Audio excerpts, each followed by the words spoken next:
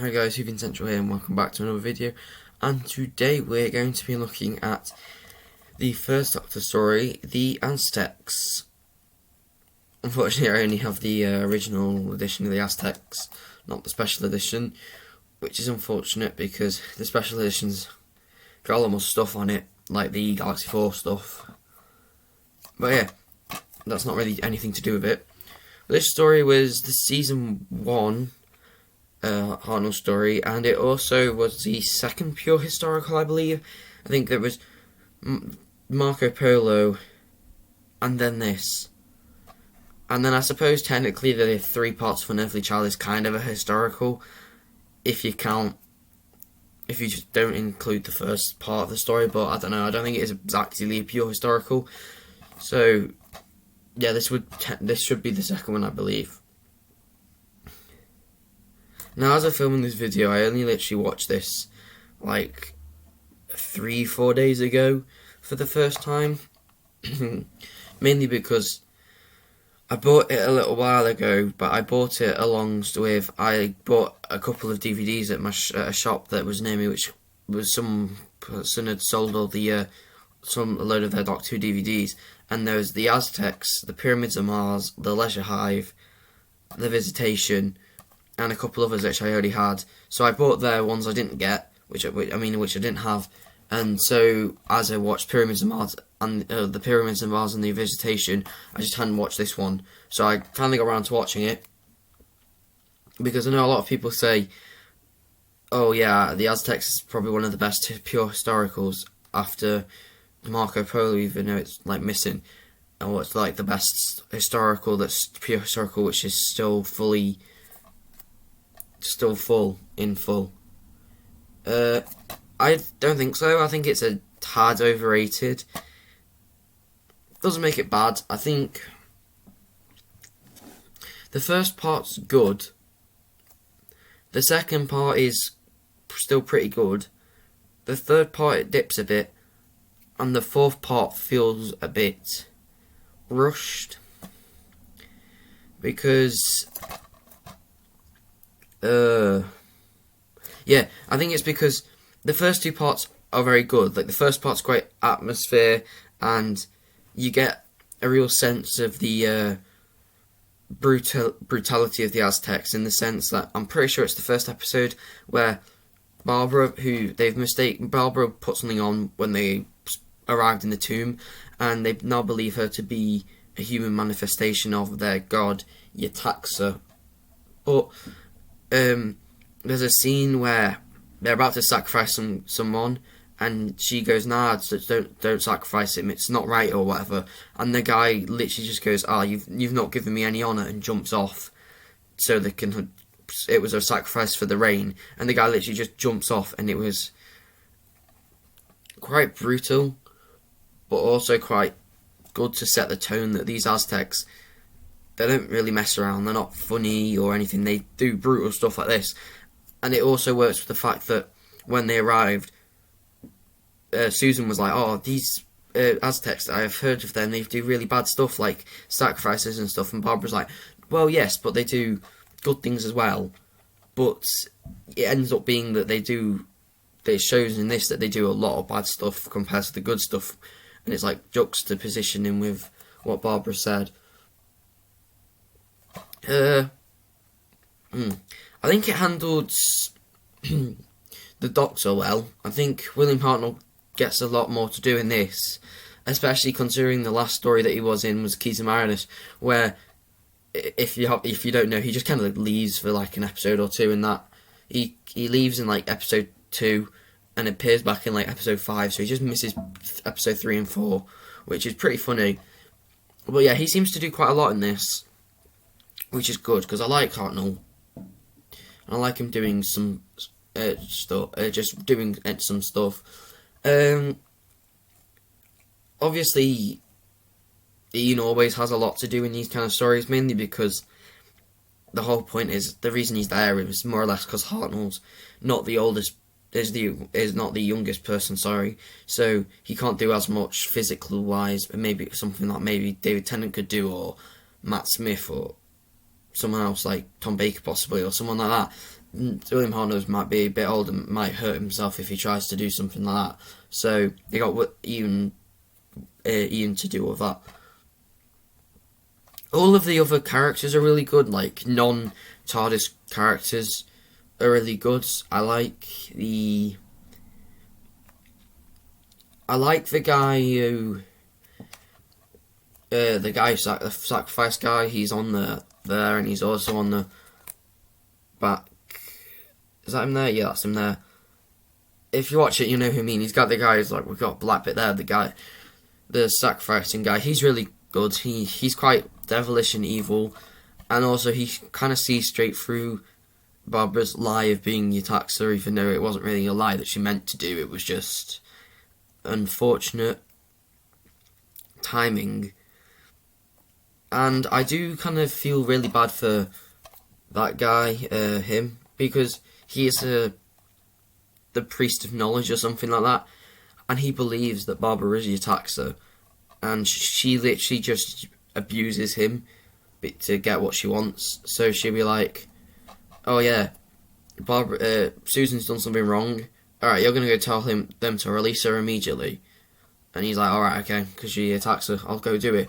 And I feel really bad for him. And then in the end, I'm pretty sure he even just goes into the wilderness. And from what I could gather from that, I think what they were trying to imply was, once you go into the wilderness, you're going to basically die. You're basically just going to kill yourself because, yeah, which is pretty dark for story. And now we get into those were the good bits about this story. But now I suppose we can get into the slightly bits that slightly make it, I think, what is a bit more overrated, because a lot of people I know like it and give it like a 9 out of 10 or stuff, and I don't think it's that good. I think it's like, and it's a solid 8, maybe push an 8.5.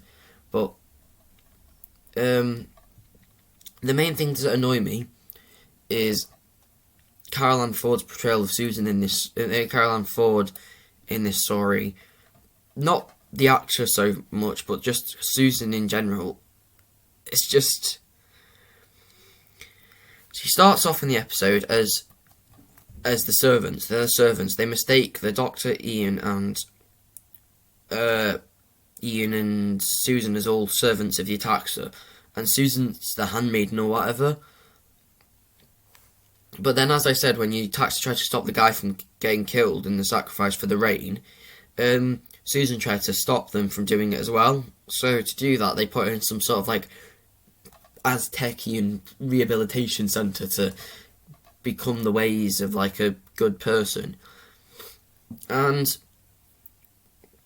it kind of almost felt like it was like a Barbara. This is an episode where Barbara's doing a lot, having time to shine. Ian's doing a lot to shine, and the Doctor's doing a lot to shine. So we can't really have you in as much, especially how Marco Polo, you did quite a lot, and Keys and Marinus, you did a significant amount. So you can't do very much in this. So they just boot her off to the side for the first episode, and it's probably the second episode.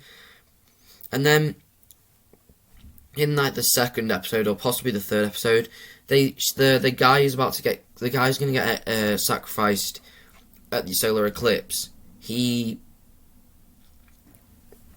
said he wanted to marry her or whatever because he was allowed anything he wanted because he was going to get sacrificed. So it was like his final wish or whatever. And she refused. And that was like one scene, and she refused.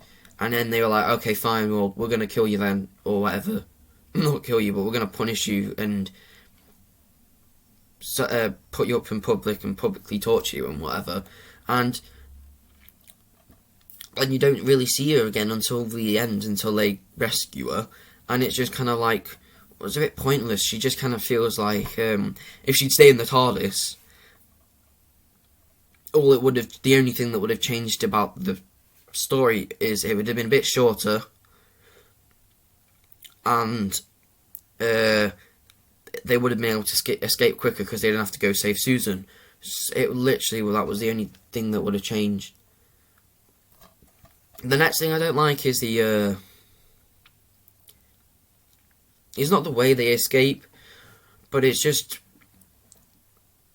the fact how they did escape, it's because in I believe it's the beginning of episode 4, at the end of episode 3, there's a cliffhanger where it looks like Ian's gonna die because he's gone into a secret tunnel to try and get into the tomb where the TARDIS is, but there's water flowing through it, and the little doorway that was open was sealed up by a rock by his rival, which I haven't really talked about because I don't really like him that much. He wasn't that good. He just kind of existed. But anyway, he was trying to kill Ian so that he could lead the Aztec warriors, which I suppose he probably did do anyway. But anyway, then after that, Ian finds a little secret way of getting back into the tomb because the door's one way, so they can't get back through because it's like only your taxa can come out, but because no humans can come in or whatever. So, yeah.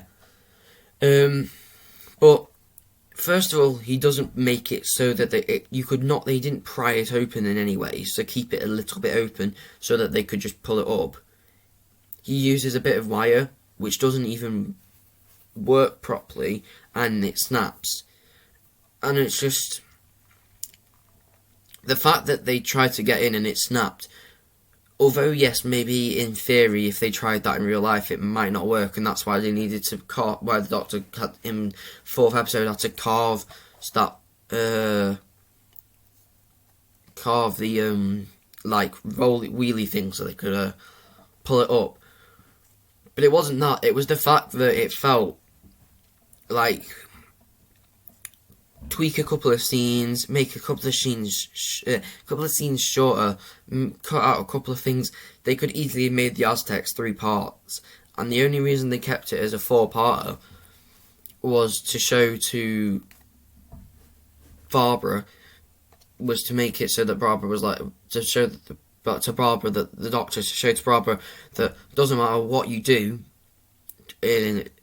when you're going back in the past to try and change it, you can't change the past. You can't stop the Aztecs from becoming to sacrifice people to the point where they'll get killed and extinct. You just have to let history take its course rather than trying to change it, which is what she's been doing for the last 3 episodes with the Priest of Knowledge. She's been trying to make it tell him to stop the sacrifices because stuff will happen on its own, which is nice. That makes sense, and also I suppose in many respects it's good that you got to see the eclipse and you got to try and see the guy's plan almost work, but it didn't work. But honestly, most of episode 4, in my opinion, just felt like a lot of padding, and it felt like they were like, alright, so we have a certain amount of episodes for this season. We've done. Oh, we can't put any more in Reign of Terror or Sense Rights. We can't put any more in Keys and Marinus because, it works as itself. Marco Polo is already long as it is. The Daleks won't get any further. And they're just going, alright, we'll just stick one onto the Aztecs. Why not? We've got one more episode we need to film for BBC. Let's just make another episode of the Aztecs. We'll make that wire that they escaped with not work the first time or something. That's what it kind of felt like. It felt like they went, oh, we got another spare episode. Alright, we'll just, why don't you just make it so it doesn't work the first time and they have to change the plan up a tiny bit. That's literally what it feels like in episode 4. But yeah, that's just been my opinion on the Aztecs. I know a lot of people like it, and I with the Aztecs. Again, I know a lot of people like this. A lot of people think it's really good. And I do agree to a point. I think it's really good until the end, and it feels it just doesn't work for me. I think if I was going to watch this again for whatever reason, which I don't think I will for a little while because I watched it recently and I don't really want to watch it anytime soon. If I was going to watch this again,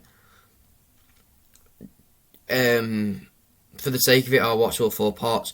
But if I was going to make it this episode, if I was back in the 60s, in 1963 with Verity Lambert, I would have just been like, no, we need to make it 3 parts. The 4th part's just going to feel like a bit of padding. Let's not do that. And I think that would make this episode, in my opinion at least, I know maybe some people really like episode 4, but in my opinion at least, it would just make it would just make it run smoother. And then, I don't know, they could have added another episode into The Edge of Destruction, considering that's only a small 2-parter, and I know maybe at the time it might not have worked, but then, maybe the Edge of Destruction's thing would have got more flushed out or whatever, or they could have carried it over into season 2 to one of the episodes like Planet of the Giants or The Web Planet, making it more interesting, I don't know. But yeah, if you have enjoyed this video, please like and subscribe and go watch my other reviews of other classic episodes and want some new story episodes. But yeah, if you enjoyed it, then like and subscribe, because then you can watch more of my content. But yeah, see you.